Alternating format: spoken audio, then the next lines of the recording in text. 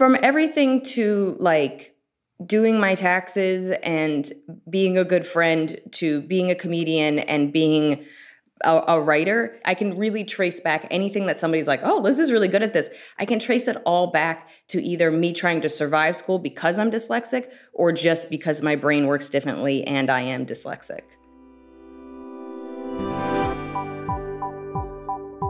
From the Understood Podcast Network, this is How'd You Get That Job? A podcast that explores the unique and often unexpected career paths of people with learning and thinking differences. My name is Eleni Matteo and I'm a user researcher here at Understood. That means I spend a lot of time thinking about how we find jobs we love that reflect how we learn and who we are. I'll be your host. Learning and thinking differences are no joke, but sometimes in the right hands, they can be a laughing matter. Our next guest is a professional comedian. Liz Miele often talks about her experience with dyslexia on stage, the bad and the good. Liz regularly performs in New York City and across the country. She's also written a book, written and produced her own web series, and appeared on shows like Comedy Central's This Week at the Comedy Cellar and NPR's Wait, Don't Tell Me. Liz, welcome to the show. Yay. We talk on the show a lot about, different school and childhood experiences and how sometimes learning challenges can really impact people's early perception of themselves and their confidence, what they can do and what they can't do. So I thought that might be a nice starting point because I'm kind of curious how some of those early experiences for you kind of impacted what you thought about yourself. I like how you're like, let's start with childhood trauma. Yes. Let's just get right into it. Let's start with a trigger. How did you feel about yourself as a child? Not great. I'll tell you that much. Honestly, in the beginning, I don't know, I thought everybody was faking it. I didn't get diagnosed with dyslexia until I was in the third grade, but I don't think I really started to understand how it was impacting me until I got older and there were time constraints on stuff. Because in elementary school, it's do this project and there's some leniency because there's a lot of coloring involved. You know what I mean? Nobody's really getting too mad at you with what you're doing. But as soon as I hit middle school, and then I really kind of pushed myself to get out of the special learning classes because I did feel other and I did feel, I felt like I oddly felt smart enough and I was good at being a con artist enough that I didn't need special classes. So I worked really hard to get out of the special classes by high school. But what I don't think I realized is that I still hadn't changed. It still took me a lot longer. It took me way longer to read books. It took me way longer to write. It took me, much longer to take tests. My memory and my ability to retrieve stuff in a time-pressured way I'm still not good at that. So I think I learned to be a con artist. I learned to, read the Cliff Notes. I learned to cheat. And it wasn't until later in my life that I really found out how much I like learning and how capable I am and how smart I am. It wasn't until my mid-20s that I really started to understand how I learn, what I like learning, and what I actually need to learn. And school just taught me how to present smart and present on time and the way teachers needed to see me. It's really interesting because I think a lot of people think school and learning is the same thing. They're kind of synonymous with each other. Where do you see the distinction between school and learning? How did you find what works for you? How did you get to that place where you figured that out? Like I said, so school for me in my personal family was freedom. So getting good grades meant I could hang out with my friends. Getting good grades meant I could leave the house.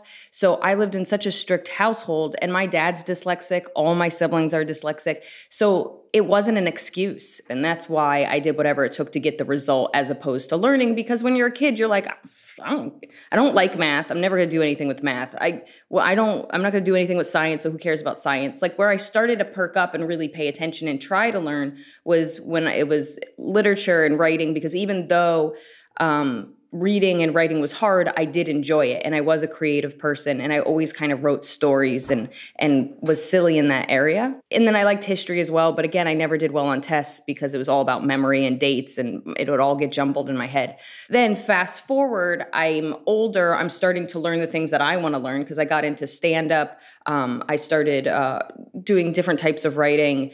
And I had to, so with stand-up, you write your stuff. Nobody really sees it, so it doesn't matter if it's spelled wrong. But then I have to memorize it, and then I have to present it, which is aspects of what you do in like middle school and high school and stuff. But I really care about it now. So now I'm figuring out all these tools and all these ways to memorize it because I care. So I literally self-taught myself how to memorize things, how to edit, and how to present my ideas. And it was all self-taught. And then when I wanted to learn something, think now fast forward, I'm in my 30s, we have a pandemic, and I have to learn all this computer stuff, and I get very overwhelmed by any of this stuff. But now I know how to learn in the sense where I'm like, I know how to break it down. I know that I have to keep notes. I know that if I do it once, I'm going to forget everything. So if I keep notes the first time I did it, I can go back to those notes and do it again. I can update those notes. I can teach others because I'm so slow at putting stuff together that my way is basically for anybody that is also not computer literate. And I became, especially during the pandemic, the person that was teaching people basic computer skills because I now know how to learn, and because I know how to learn, I know how to teach. So in some ways, I learned that I'm a pretty good teacher because I'm not very innate at most things. And I think people that, when it naturally comes to them, aren't really good teachers. Like they just are like, yeah, this is how you do it. And they look around and everybody's confused.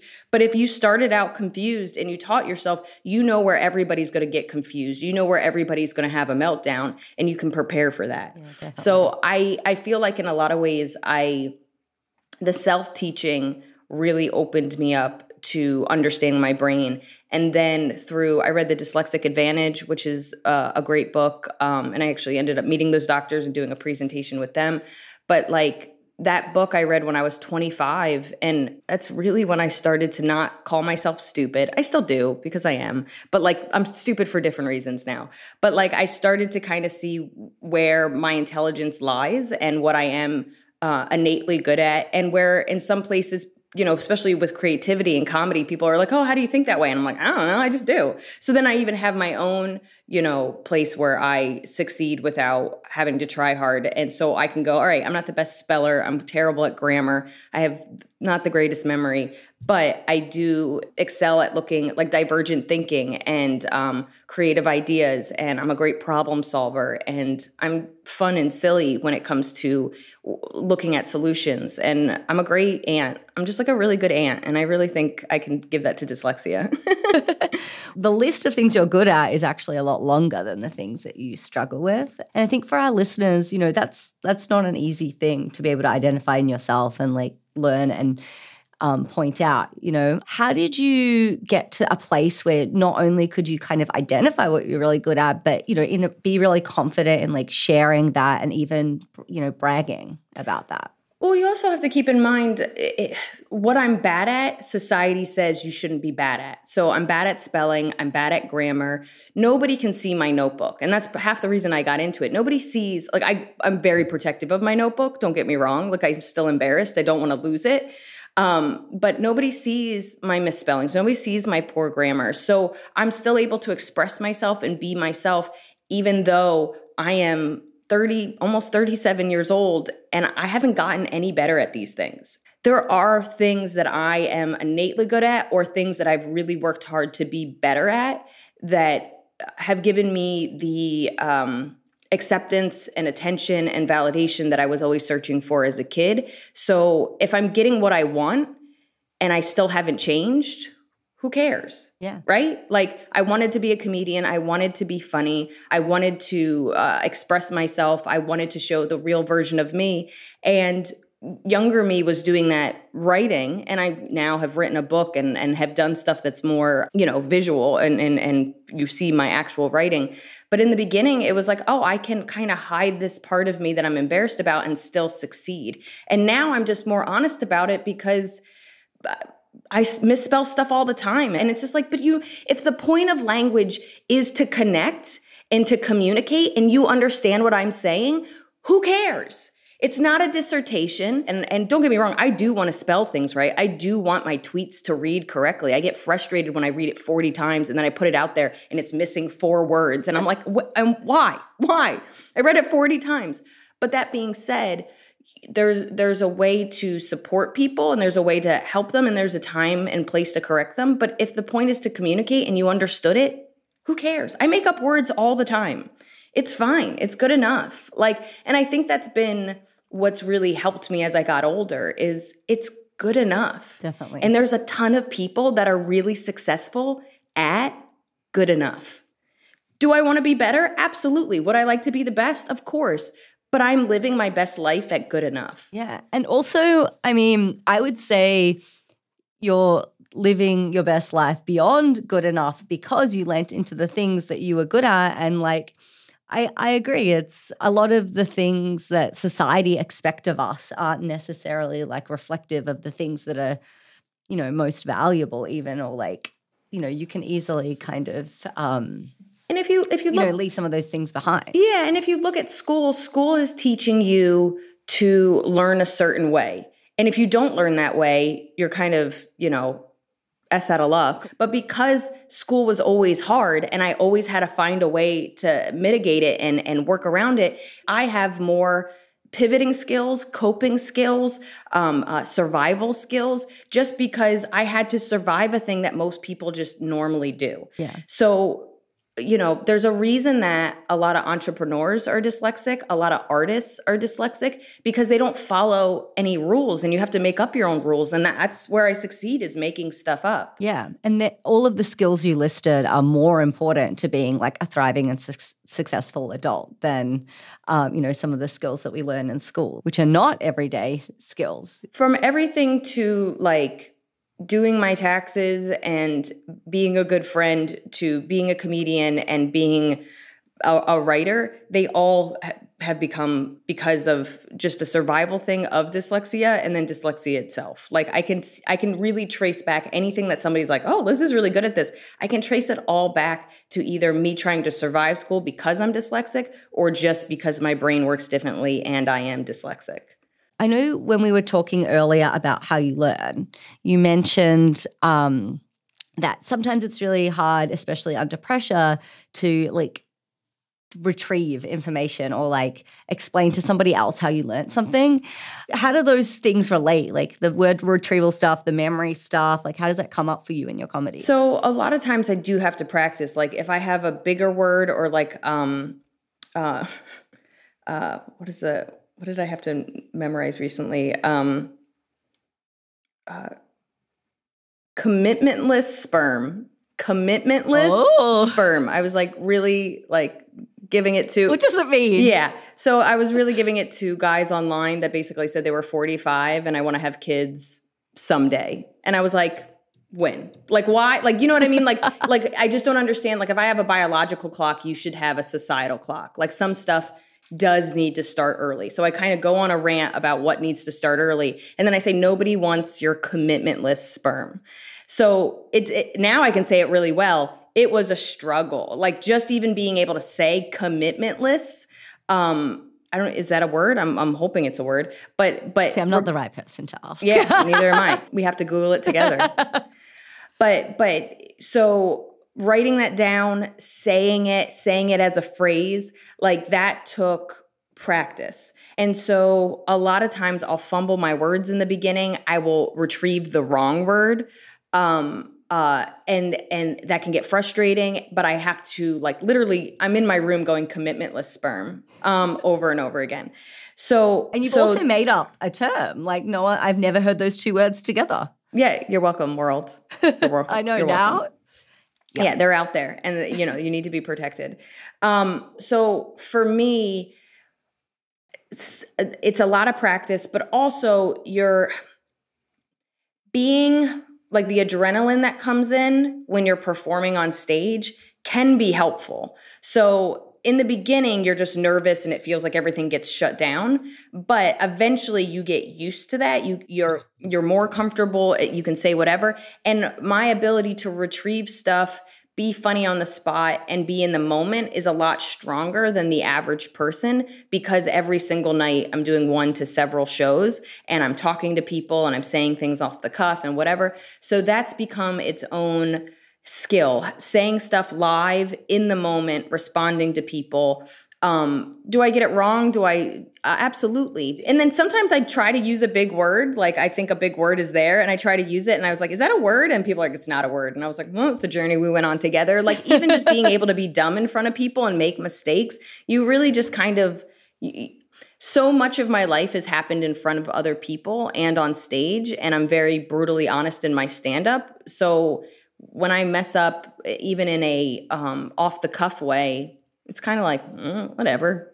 So like, I know a couple times you've said things like, oh, I look dumb or I look stupid or whatever. Like, do you find that people have made like assumptions about you, like because of your dyslexia or because of like some of these mistakes? Like, what do you find as some of the most common like misperceptions? Yeah, I get called dumb all the time. Some of that might just because I'm a woman. That's always fun. Just a woman that speaks out. That's a nice thing people like to say about you. Like I said, I don't spell well. Sometimes I make an attempt. Sometimes I don't. Sometimes I shoot back and I go, I'm dyslexic and I did my best. I had people that's like, that's not an excuse. And I was like, I don't know if I'm using it as an excuse as much as I'm just giving you information. Yeah, I'm informing you.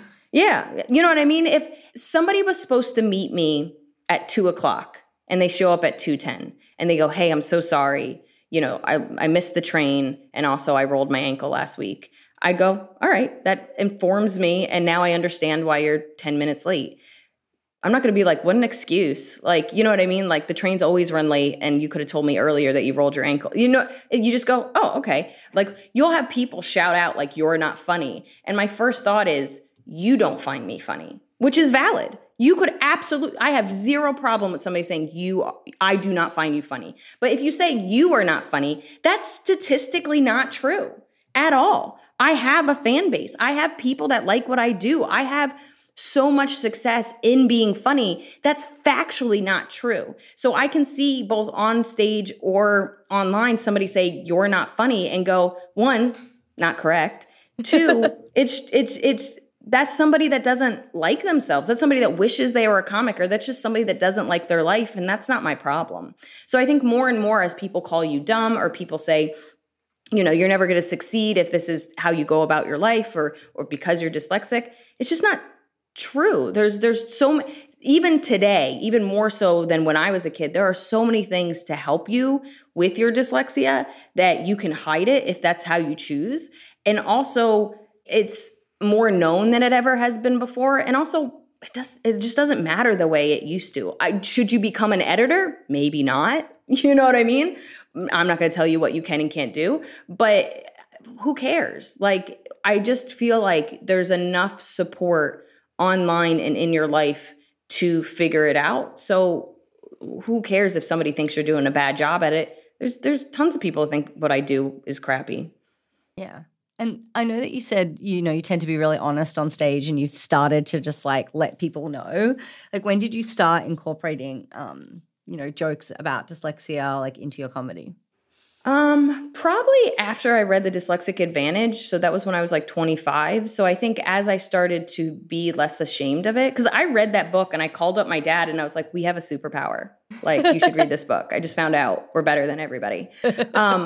So that book was like a real turning point for me and was really empowering because I'd read what sucks about my brain. I've read tons of books about what sucks about my brain. I never read a book about what's great about my brain ever. And I even, that same year, I read a book called A First Rate Madness, which is about the benefits of mental illness because mental illness runs in my family. Again, a book about the positive side of mental illness when everybody has always said what's awful about it. Yeah. So these books really shaped my outlook because there was never anybody scientifically and just, educationally saying, hey, you can't do anything about the fact that you have these things, but there are benefits to it and you can hone them and you can make them stronger. And I think I was now set to make these things stronger or look at the things that I'm naturally good at and really push those to be stronger. So I did learn that I've always seen that I was a problem solver. I don't know. I just thought because my dad's a problem solver, who's also dyslexic, that it was something that ran in my family. So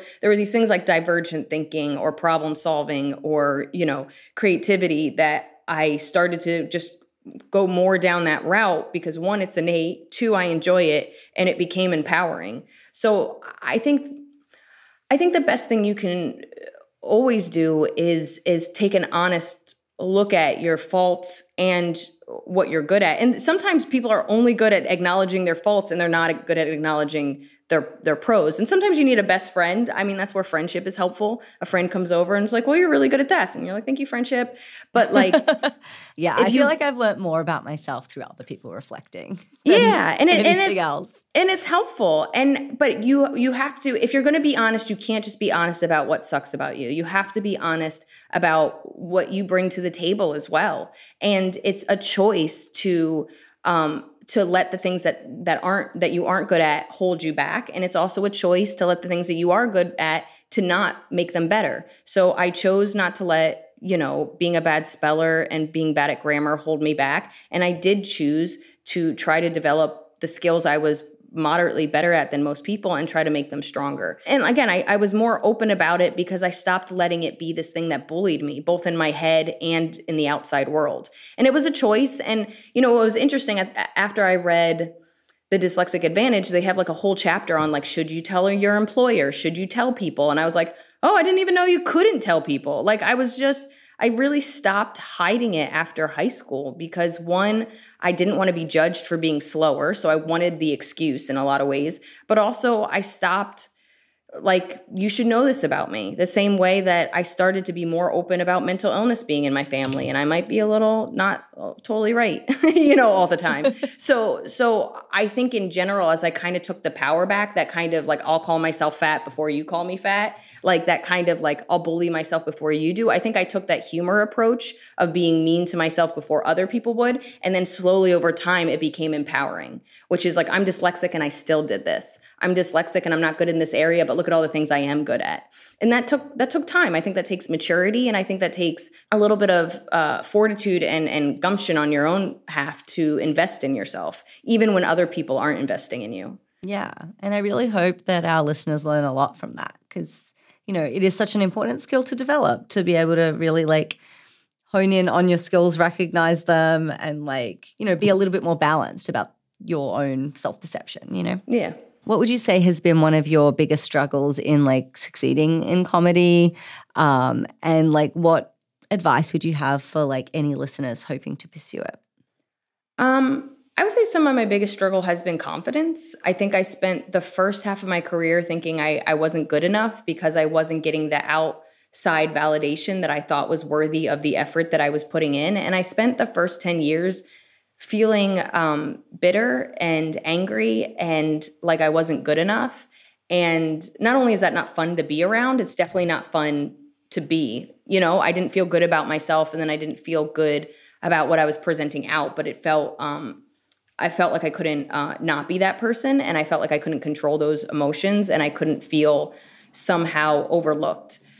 A lot of things helped me reframe that. Therapy was really important to my emotional growth. I think understanding where that came from, both in the sense that I know I absolutely pursued comedy because I wanted attention that I didn't get as a kid. And I used humor as a deflecting mechanism and as a way of survival. So there's a lot of survival skills that made me get into comedy. But at the end of the day, even as they become less a survival skill and more just something I like, I still like doing it. So I really had to come back to the passion aspect of what I do and go, if nobody ever saw my stand-up, if I never built a fan base, if I never got on TV, would I still want to do this? And if the answer is yes, then you have to just let all the accolades and validation and worthiness that you're trying to pursue, and you have to let it go and make that a smaller subset of why you pursue comedy.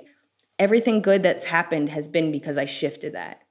I like who I am. I like how I work. I like what I'm working on. I like how I show up to things. And when I'm disappointed or overlooked or things don't come out the way I thought they would, it's not as disappointing as it was before. And because I've done so much on my own and I've built my career so much without the industry, when things don't work out, I go, well, I have all these other resources and I did all this stuff on my own before. I'll just keep doing what I'm doing. Like I was supposed to I was being looked to have like a special on a big network. They took 4 months to deliberate. This is like years ago. I was really sure I was going to get it because all my other friends had gotten no's. And I was like, well, they got no's really quickly and it's been 4 months. Maybe it's a yes. And then 4 months later, I'm alone in Australia of all places. I was touring Australia for over a month. And now I'm alone in Australia and I get this news that it's not happening. And I'm devastated. So I'm devastated. I'm alone. I'm in Sydney, just like hanging off a cliff. Somebody told me it was pretty. And I'm not being dramatic. It was a pretty cliff and I was just sitting there. But I'm sitting on this cliff. I'm overlooking this ocean. I'm really sad in like one of the prettiest places I've ever been. And I just went, I've done it before. I've done it on my own before. I don't need them. It's going to be annoying and it's going to cost money, but I can do this on my own. And so then I started to work on doing a special on my own. And that special has 1.4 million views on YouTube. Wow. So, you know, I no longer— And it's great. I listened to it. Thank you. So funny. Thank you for your view. I no longer let the no's be these worldwide no's. The no's used to be like no to you and no to everything you do. And now the no's are like no to this opportunity. And then I go, okay, well, how can I create this opportunity without them? And that has been so freeing in a way that I want that for everybody. I really do, because every business is full of no's, but show business is collecting no's. I forget, there was some actress that called auditioning collecting your no's, and eventually you'll get a yes. I love that. I do. I love it too. And it's really powering where every time I get a no, I'm like, oh, just put it in the basket. You know what I mean? Just put it with the others. So, all right, I'm just collecting my no's. Everybody gets no's. I'm collecting my no's. But a no here isn't a no for everything. And that has been so freeing.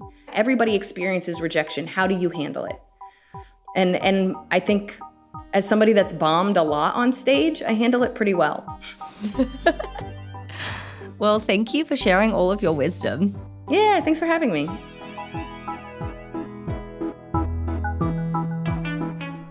You've been listening to How'd You Get That Job from the Understood Podcast Network. This show is for you, so we want to make sure you're getting what you need.